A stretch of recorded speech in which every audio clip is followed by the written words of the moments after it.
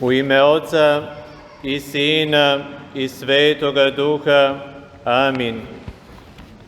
Draga braćo i sestre, u današnjem evanđelju čuli smo priču u kojoj reče Gospod: beše neki čovek koji se oblačaše u skerlet i svilu i življaše svaki dan gospodski i veseljaše se. A sa druge pak strane bejaše i jedan siromah po imenu Lazar, koji ležaše pred vratima gospodara i koji čekaše da se nasiti mrvama koje padahu s trpeze bogatoga. Stavimo, braćo i sestre, svako sebe pod lupu rečenog i vidimo na kom mestu bi se želeli nalaziti, da li na mestu bogataša ili na mestu siromašnog Lazara. Verovatno bi većina izabrala prvu mogućnost, kad bi nam bilo dato da biramo i seli na mesto bogataševo. Tako, braćo i sestre, razmišljaju svi oni koji ne razumeju tajnu života i smrti, tajnu ovoga i onoga sveta.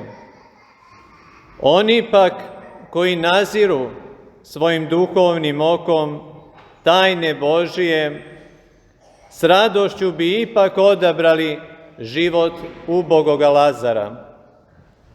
No da ne ispadne da bogatstvo onemogućava spasenje duše, treba reći da se i bogati itekako pravilnim rukovanjem svojim bogatstvom spasavaju.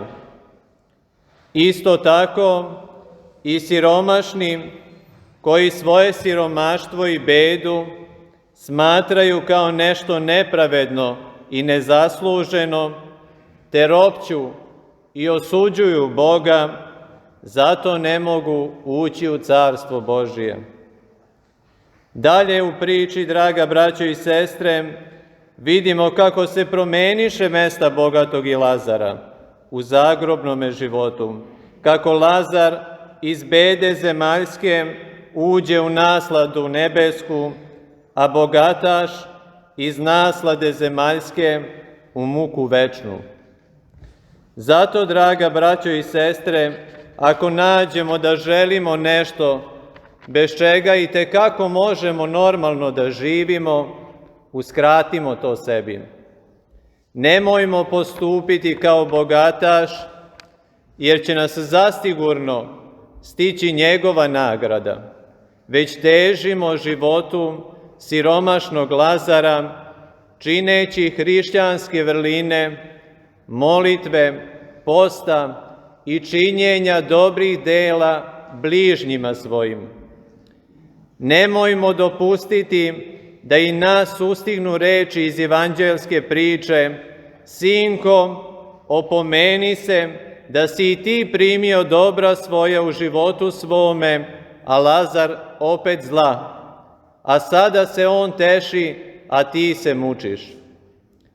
Takođe ovde treba da navedemo da nam izgovori o nepoznavanju Božjih zapovesti neće koristiti, jer svako od nas ima mogućnost da upozna zapovesti Božije i da živi po njima.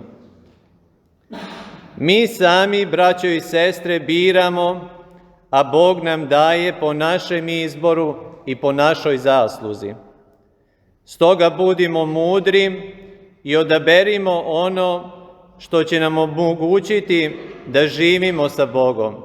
Sva bogatstva i sva siromaštva prestaju sa trenutkom smrti i duša ljudska, isto kao što je ušla u telo bez ikakve svojine, takva i izlazi iz njega, samo sa pečatom dela svojih koji je činila dok je u telu bila. Današnje evanđelje neka probudi naše savesti da počnemo živjeti bogougodno, ispunjavajući zapovesti Božije. Danas, draga braćo i sestre, Sveta crkva proslavlja i svetog kralja Stefana Dečanskog, koji je od svog oca nasledio veliku državu, bogatu rudnicima zlata i srebra. Iako je živeo u veoma velikoj raskoši, blagočestivi kralj bavio se delima dobrotvorstva i podizanjem i ukrašavanjem hramova Božijih, kako u svome otačanstvu, tako i van njegovih granica, u Jerusalimu, u Svetoj zemlji, u Aleksandriji na Sinaju, u Carigradu, a posebno u Svetoj gori Atonskoj, slavnoj lavri Hilandaru.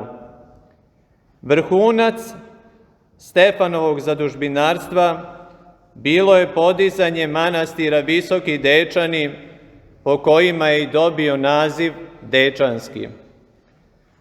Mošti ovog divnog svetitelja, draga braćo i sestre, nalaze se u istoimenom manastiru, gde danas narod u nevolji sa svih strana dolaze slepi, dolaze gluvonemi, dolaze raslabljeni, a naročito nerotkinje i umobolni. Prilaze svetitelju s verom i molitvom i isceljivaju se. Neka nam Bog trojedini, Otac, Sin i Sveti Duh, molitvama Lazara i svetog kralja Stefana Dečanskog bude na pomoć i neka nas njegova milost prati u sve dane života naših. Svima koji slave svetog Stefana Dečanskog kao svoju krsnu slavu, nek je sretna i Bogom blagoslovena u vekove vekova. Amin.